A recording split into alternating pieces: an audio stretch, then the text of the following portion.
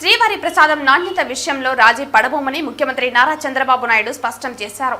గతంలో ప్రసాదం బాగోలేదని చాలాసార్లు భక్తులు ఆందోళన చేస్తే నాటి పాలకులు పట్టించుకోలేదన్నారు.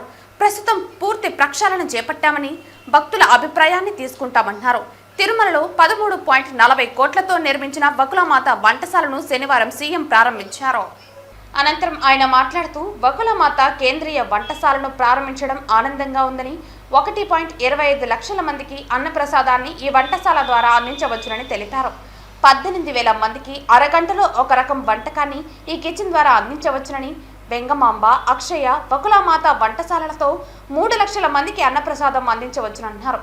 శ్రీవారి దర్శనానికి వచ్చే భక్తులకు మెరుగైన సేవలు అందించేలా ఆధునిక కిచెన్లు ఏర్పాటు చేశామని తెలిపారు. శ్రీవారి ప్రసాదాల నాణ్యతలో రాజీ పడటం, ముడిసరుకుల నుంచి ప్రసాదం బయటకు వచ్చే వరకు అన్ని జాగ్రత్తలు తీసుకుంటామన్నారు. వెంకటేశ్వర స్వామి లడ్డు ప్రపంచంలో ఎవరూ ఎక్కడా తయారు చేయలేకపోయారని, దీనికి పేటెంట్ కూడా ఉందని అన్నారు. పవిత్రమైన శ్రీవారి లడ్డు, జిలేబీ, మైసూర్ పాక్, వడకు ప్రత్యేకత ఉందని అన్నారు. టీటీడీలో ప్రక్షాళన ప్రారంభించామని, రాబోయే రోజుల్లో భక్తుల నుంచి అభిప్రాయం తీసుకుంటామన్నారు. గ్రీనరీ ప్రస్తుతం 72% ఉందని, దీన్ని 90%కి తీసుకువెళ్లే అవకాశం ఉందని అన్నారు.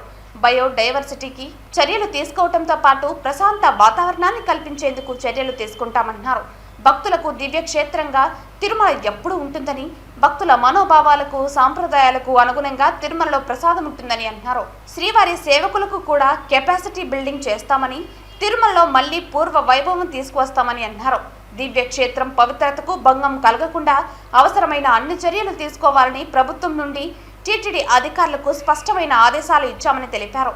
లడ్డు ప్రసాదంతో పాటు అన్నప్రసాదం, ఇతర ప్రసాదాల్లో రాబోయే రోజుల్లో పరీక్షలు ఉంటాయని, నేను నిద్ర లేచిన సమయంలోనైనా నాకు కష్టం వచ్చిన ప్రతిసారి వెంకటేశ్వరుని తలుచుకుంటానని అన్నారు.